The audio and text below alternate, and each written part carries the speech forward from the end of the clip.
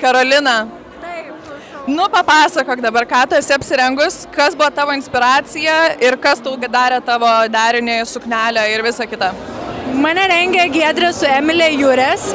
Labai norėjau pasisiūti suknelę. Mano inspiracija buvo iš tikrųjų mano 30-mečio idėja, kuri neišsipildė dėl to, kad nešvenčiau savo 30-mečio. Tai yra Cher 80 metai. 70 galas galbūt, bet labai norėjau to tokio jos, būtent to jos show vibe. Radom audinį, Jurės 180 plunksnų dažė rankomis, kad sutaptų spalva su audiniu. 60 valandų siuvo kiekvieną plunksną prie suknelės. Čia visiškai juvelyrinis darbas, crazy. Aš ta prasme esu didžiausia jų fanė ir negaliu patikėti, ką jos išdarinėja. Procesas buvo aišku žiauriai fun, nes jos šiaip nuostabios moteris ir žiauriai džiaugiuosi rezultatų, ta prasme, amazing. O kiek tau užtruko nuo pirmos dienos iki va dabar, kiek užtruko šitą suknelę padaryti? Matai, čia labai nesiskaito, neturim laiko tarpo, nes aš atėjau pirmą primatavimą, išsigrynom idėją ir tada aš išvariau 4 savaitėm į Meksiką. Netikėtai per ilgai dar užsibuvau, žinai, tenais ir jo, tai jos tiesiog visą laiką dirbo, bet aš suprantu, kad jos dar daug kitų žmonių rengia.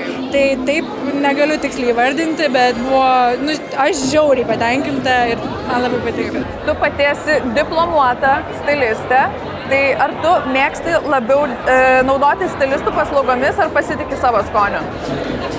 Aš galbūt, jeigu turėčiau visą laiką pasaulyje, tai nesisamdyčiau stilistų. Tai galbūt yra labiau dėl laiko stokos ir į laiko stoką įeina ir visas researchas, kad žinoti viską apie, tarkim, kylančius dizainerius kažkokius ir panašiai.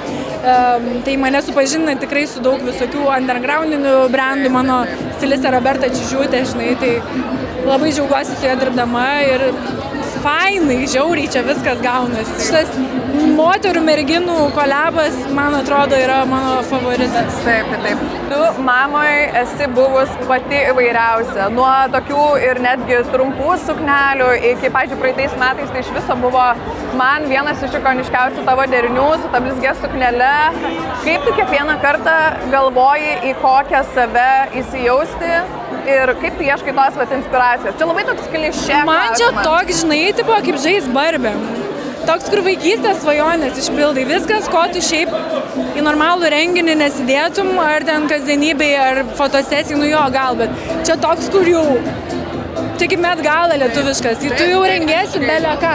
Jau čia nereikia galvoti, ar čia per daug, ar čia too much, ar aš juokingai atrodysiu, tipo dzin, atrodyk juokingai. Čia yra ta vieta, kur gali belę ką. Tai ar čia Rio de Janeiras, ar čia paukštis prarijęs ferverką, ar nežinau, Izabelė sakė, kad kažkaip blizgantis paukštis atrodo. Wow, bet šiaip labai kūrybinga. Visai neblogai čia įvertinti. Taip, gerai. Ir vakar tu dalinaisi savo stories, savo daina. Taip. Bet papasakok man, kodėl tu niekada taip ir nebetęsi savo muzikinės karjeros, o gal mes kažko nežinom? Žinai, kas yra labai sunku iš vis pradėti kažkokią muzikinę karjerą, kai yra apie tave jau sudarytas kažkoks įspūdis ir kiti jau turi side kitą visiškai kryptį ir kitą karjerą. Nu tai žinai, toksai, tipo, niekada tavęs per daug rimtai nežiūrės. Bet labai smagu yra turėti draugių, kurios yra garsios atlikėjos. Ir žinai, kai matai visą tą virtuvę, nu ir kad ir vaiko tėvas, ta prasme yra labai viliojantis rytis.